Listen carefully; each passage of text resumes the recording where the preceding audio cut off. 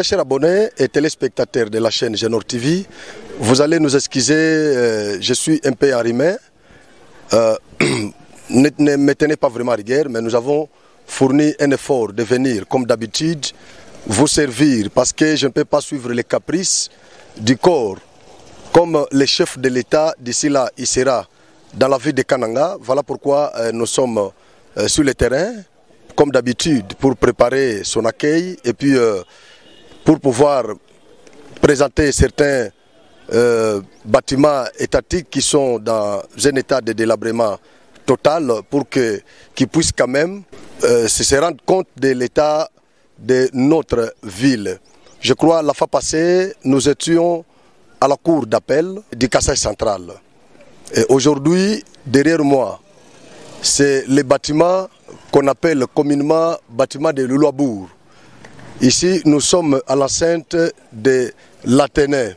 Vous voyez, tout autour de moi, il y a beaucoup de bâtiments qui abritent certaines écoles, tout ça. Pour ceux qui étaient ici en 1960, 61, 62, 63, 68, ces années-là, ils connaissent bien ce qu'on a appelé Athénée à Kananga ici, comme notre frère Jean, qui est en Finlande. Il connaît bien ici, alors je suis là. Donc l'Athénée que vous avez connu autrefois, ce n'est pas l'Athénée d'aujourd'hui. Vous voyez, il y a d'autres bâtiments qui n'ont pas de tôle. Derrière moi, les bâtiments, parce que je suis ici aujourd'hui pour parler de ces bâtiments que vous voyez, qu'on appelle communément bâtiment de Luluabour. Bâtiment Luluabour est un bâtiment nini, bandeko, pour nos frères qui ne connaissent pas bien la ville de Kananga. La constitution que nous avons appelée la constitution de Luluabour, qui était promulguée le 1er août 1964, c'est une constitution qui était entrée en vigueur juste après l'acte fondamental du 19 mai 1960. Et le professeur Ambroise Kamukuni appelle l'acte constitutionnel octroyé, parce que c'était un acte que les Belges nous avaient octroyé. Donc c'était une constitution qui était légiférée par les constituants belges et promulguée par le roi Léopold II. C'était ça. Comme après l'indépendance, juste en 1960, nous n'avions pas encore des structures étatiques. C'est comme ça que les Belges qui nous avaient colonisés nous avaient octroyé cet acte qui n'était pas soumis au référendum constitutionnel. Donc c'était cet acte-là, mais qui avait du mal à être respecté par les autorités congolaises de l'époque. Voilà. Mais juste comme cet acte-là était à plusieurs reprises bafoué par ces autorités congolaises de l'époque, c'est comme ça que Kasavubu, qui était président de la République à l'époque, Lumumba était encore Premier ministre. Comme cette constitution précitée n'était pas respectée, c'est comme ça que Kasavubu avait pris beaucoup d'actes, beaucoup de décrets qui lui avaient conféré beaucoup de pouvoirs absolus. Alors ce qui était à la base des discordances entre lui et Lumumba. Juste après, Lumumba a été assassiné, comme vous le savez. Alors, après Lumumba, c'était Moïse Tshombe, le leader de Lubumbashi, qui avait pris la primature. Et Kasavubu continuait toujours à être président de la République. Alors, c'était sous Moïse Tshombe que la constitution qu'on appelle la constitution de Luluabour, qui était promulguée le 1er août 1964, était légiféré ici par une commission qu'on avait organisée cette fois-là, c'était la commission constitutionnelle. Cette commission-là avait travaillé ici dans ces bâtiments. La commission qui était subdivisée en 4. Donc il y avait la commission politique, il y avait la commission administrative, et la commission judiciaire ainsi que la commission financière. C'est-à-dire, cette commission constitutionnelle qui était subdivisée en 4 commissions avait travaillé dans ces bâtiments que vous voyez derrière moi. Alors, cette constitution était soumise, c'était notre première constitution qui était soumise au référendum populaire J'oublie encore les dates de ces référendums. Voilà, j'oublie les dates, mais sinon la Constitution a été soumise au référendum populaire. C'est comme ça que le professeur Ambroise Kamoukouni, qui a appelé l'acte fondamental du 19 mai 1960, Constitution octroyée, il l'appelait comme ça parce que cet acte-là n'était pas soumis au référendum populaire. Alors, le peuple ne l'avait pas voté. C'est comme ça qu'on n'avait pas parlé de la Première République. Pour bien dire, c'était cette constitution du 1er août 1960 qui avait introduit notre pays dans sa Première République. Et directement, son nom était changé. C'est-à-dire, c'est cette constitution de Louloabour qui avait décerné à la République qui était autrefois la République du Congo, Léopoldville, le nom de la République démocratique du Congo. C'était cette constitution-là. Malheureusement, ça n'avait pas trop duré parce qu'il y avait beaucoup de contestations entre le président de la République de l'époque, en l'occurrence Joseph Kasavubu, et son premier ministre Moïse Tshombe. Pour une bonne précision, cette constitution avait fait de la RDC un État fédéral. Vous comprenez? Parce que les deux leaders qui dirigeaient le pays, en l'occurrence le chef de l'État et son premier ministre, tous soutenaient le fédéralisme. Donc Moïse Tshombe qui était du Katanga, et Joseph Kasavubu qui était du Bas-Congo, donc deux provinces qui cherchaient à ce que le Congo soit un pays fédéral. Parce qu'ils estimaient que leurs provinces étaient des provinces riches par rapport aux autres provinces. Tandis que Lumumba était unitariste. Mais les fédéralistes étaient soutenus par les Belges. Tandis que les unitaristes, eux, étaient soutenus par la population congolaise. Voilà pourquoi Lumumba a été tué. Voilà. Et puis Moïse Tshombe est accédé au pouvoir comme premier ministre. Voilà.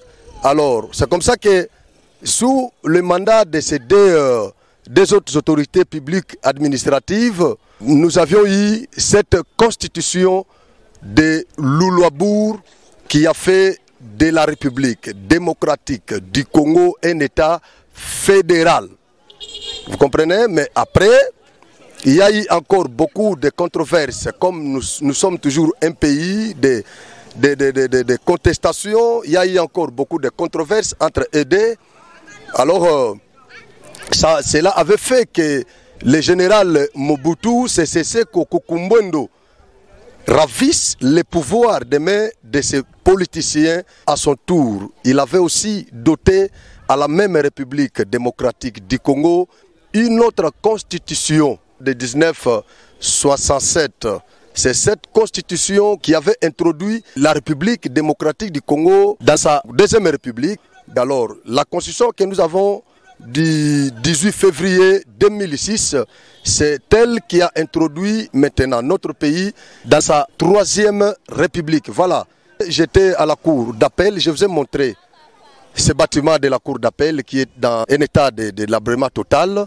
Et aujourd'hui, nous sommes ici. C'est comme ça que nous allons commencer à faire. Parce que tout ça sont des éléments du patrimoine de la province. Voilà. Ce sont des éléments du patrimoine de la province. On peut organiser même un site touristique ici. Les gens qui viennent, les chercheurs peuvent venir pour voir ce bâtiment qui a abrité la commission constitutionnelle qui avait légiféré la constitution de Louloabour. Donc les chercheurs peuvent venir ici, les étudiants, les professeurs, beaucoup d'autres chercheurs peuvent venir ici pour voir ces bâtiments. Mais malheureusement, comme nos autorités n'ont pas toujours dans leur chef cette culture de réhabilitation, tous ces bâtiments que vous voyez sont des bâtiments que les Belges nous ont laissés. Vous voyez, je ne vois pas à Kananga ici un bâtiment construit par les Congolais eux-mêmes. Je n'ai pas vu ça. Pourquoi? Parce que le principe de continuité des services publics, c'est un principe qui est bafoué ici chez nous, en RDC. Donc quand un gouverneur est au pouvoir aujourd'hui, il crée ces histoires et quand il quitte, l'autre qui vient ne peut jamais achever ce que l'autre avait commencé. Non, il commence aussi les siens. C'est ça ici, chez nous, en RDC. C'est pourquoi vous voyez, ce bâtiment ici est en train d'en pâtir. Vous comprenez? Ces bâtiments en pâtissent. Donc, il n'y a pas la politique de réhabilitation où le principe de continuité des services publics n'est pas respecté chez nous ici. Je vous demande, je sais que Fachi va venir d'ici là. La fois passée, le gouverneur était venu ici, comme je vous ai toujours dit, John Kabeya, c'est quelqu'un quand même qui manifeste la bonne volonté. Il manifeste la bonne volonté. Bon, je ne sais pas si c'est parce qu'il est de la même famille politique que les chefs de l'État, donc il a des instructions. Voilà, il a des injonctions que le chef de l'État lui a données. C'est pourquoi il est très motivé. Il est sur le terrain, il travaille. Il était ici la fois passée dans le cadre du contrat avec la Banque mondiale. Donc ils étaient ici pour contrôler. Vous voyez, ils ont enlevé les tôles sur d'autres bâtiments parce qu'ils vont réhabiliter ça. Ils vont réhabiliter. Vous voyez les mamans qui sont là-bas, qui vendent les histoires. Toutes ces mamans-là ont été enregistrées la fois passée et puis on les a indemnisées pour qu'elles aient de la place, qu'elles aillent trouver un autre endroit pour commencer à vendre leurs histoires. Voilà. Comme ça, on va clôturer cet espace ici pour retaper ces bâtiments. Mais dans la visite du gouverneur, je vis que le gouverneur avait le souci, bien sûr, de le faire. Mais il n'avait pas évoqué la réhabilitation de ces bâtiments ici. Il a parlé seulement des écoles et tout. Mais il n'avait pas fait mention de ces bâtiments. Voilà pourquoi nous sommes venus vite, parce que nous les suivons de pas à pas. Il ne faut pas seulement réhabiliter les écoles, mais il faut tenir compte de ces bâtiments ici. Ces bâtiments, c'est un élément très important dans le patrimoine national, je peux dire national. Parce que la constitution qui était rédigée ici, c'était une constitution qui avait régi la République démocratique du Congo. Vous voyez? Alors, ce n'est pas un bâtiment à négliger. S'il vous plaît, retapez, réhabilitez ces bâtiments ici. Réhabilitez ces bâtiments ici. Il y avait une église ici, je vois là-bas l'église, je ne sais pas c'était quelle église, donc il y avait une église ici. Hein, on abrite parfois des écoles ici, des universités, des églises dans ces bâtiments ici. Et l'État continue toujours à bouffer de l'argent qu'on paye là. L'État mange ça. Vous voyez, voilà pourquoi nous sommes venus aujourd'hui. Voilà, avant de clôturer, je dois recevoir quelqu'un, une seule personne qui va parler aussi. Parce que j'ai beaucoup parlé. Lui quand même, il est d'ici. Je l'ai choisi parce qu'il est vieux. Voilà. Bonjour papa. Bonjour. Comment vous appelez? Je m'appelle Emmanuel Kalala. Emmanuel Kalala. Vous habitez aux environs? J'habite quartier Malandi. Malandi, merci. Mais vous connaissez l'histoire de ces bâtiments ici? Je connais bel et bien l'histoire de ces bâtiments. C'est là où était logé le premier parlement, oui, l'Assemblée provinciale de Canaan. C'est là où aussi on avait érigé la constitution de Lulabour. La constitution de Lulabour. Alors, qu'est-ce que vous, parce que j'ai déjà relaté l'histoire, qu'est-ce que vous pouvez demander à l'État congolais par rapport à ce bâtiment ici qui est dans un état de délabrement total? Moi, quant à vous voir, je suis très flatté. Je demande au gouvernement de pouvoir réhabiliter ce bâtiment puisque c'est un site touristique. Un site touristique? Oui, c'est là même où on gardait les fiches d'identification pour tous les Congolais. Mais aujourd'hui, je ne sais pas où est-ce qu'on garde les fiches d'identification pour les Congolais. Oh, vous avez encore ajouté un autre élément, dont les fiches d'identification pour les Congolais. On gardait ça ici? Oui, c'est là où on gardait les fiches d'identification pour savoir qui vous êtes. Vous êtes Congolais ou un résident permanent. C'est ici où on gardait tous ces documents. Et maintenant on garde ça où? Maintenant, je ne sais pas où on garde, puisque jusque-là, nous n'avons pas de fiches d'identification. Mais on dirait qu'il y avait une église ici, hein? Je vois. Il y avait une église ou une université ici? Il y avait une église des sacrificateurs. Je ne sais pas qui les avait autorisés d'occuper cet endroit. Mais j'ai beaucoup de regrets. Des histoires, parce que ce sont des sites touristiques. Hein? Il y a des gens qui peuvent venir visiter cet endroit. Hein? Donc vous demandez au gouvernement de réhabiliter cet endroit. Oui, il faut financer qu'on puisse réhabiliter ce site. Mais j'ai vu le gouverneur ici, la semaine, pas plus tard que la semaine dernière, il était venu visiter ce bâtiment ici. Il semble qu'il s'était intéressé ne fût qu'au bâtiment scolaire. Il s'était intéressé seulement au bâtiment scolaire. Oui, mais il n'a pas fait mention. Il n'a fait pas mention de cela. Le chef de l'État sera ici cette semaine. Alors, si vous êtes demandé d'adresser un mot au chef de l'État pour ce bâtiment ici, qu'est-ce que vous direz? Moi, mon souhait est qu'on puisse réhabiliter ces bâtiments. Puisque même là où on a placé les capitaux, ce n'est pas assez suffisant. C'est un endroit trop petit. Mais si c'est un bâtiment qui est trop vaste, si on pouvait les réhabiliter, ce serait mieux. Oh, donc vous préférez qu'on réhabilite ça pour installer l'Assemblée provinciale ici? Oui, c'est ça. Mais cette fois-là, ça ne sera pas un site touristique. Bon, l'Assemblée, comme elle a déjà une place, il faut qu'on réhabilite ça pour que ce soit un site touristique. Il y a de nos enfants qui étudient à l'Institut d'études sociales. Jusque-là, il y a qui ne savent pas ce que ça faisait ces sites. Genor TV vous dit sincèrement merci. Vous avez dit le nom, c'est Emmanuel Kalala. Emmanuel Kalala. Voilà, merci beaucoup. Nous sommes arrivés à la fin. La personne qui parlait, elle était mieux placée parce que vous voyez, il est vieux par rapport à moi. C'est-à-dire, il était là quand l'Athénée ici est encore opérationnel, quand les Belges étaient ici. Voilà pourquoi j'ai préféré qu'ils viennent aussi renchérir ce que j'avais déjà dit. Voilà, nous sommes arrivés à la fin. Je répète encore. Le chef de l'État, il sera ici, je crois bien, le samedi. Après, il ira à Kalamambouji. Et je lance un appel vibrant à tous les Kanangais de réserver un accueil chaleureux au président de la République, chef de l'État. Vous aviez beaucoup pleuré. Maintenant, il est en route vers Kananga. Préparez-vous pour l'accueillir. Je crois qu'il est un homme qui vous écoute. S'il y aura l'interaction entre vous et lui, parlez, présentez au chef de l'État des projets qui sont prioritaires. Il ne faut pas évoquer des balivernes, des histoires de bricoles, des histoires sans importance. Non, présentez au chef de l'État des choses qui sont, des projets qui sont vraiment importants. Vous voyez? Alors je lance un appel à tous nos partenaires. Cher honorable Denis Kambaï, cher honorable Denis Kambaï, l'ingénieur Donatien Kanyukanyuni, le docteur Badibake, je vous dis sincèrement merci pour votre soutien à cette chaîne Genor TV. Je vous demande vraiment de nous accompagner. Nous voulons aller à Kalamambouji. Soutenez-nous. Soutenez-nous, vraiment soutenez-nous. Mes frères, je n'ai que vous.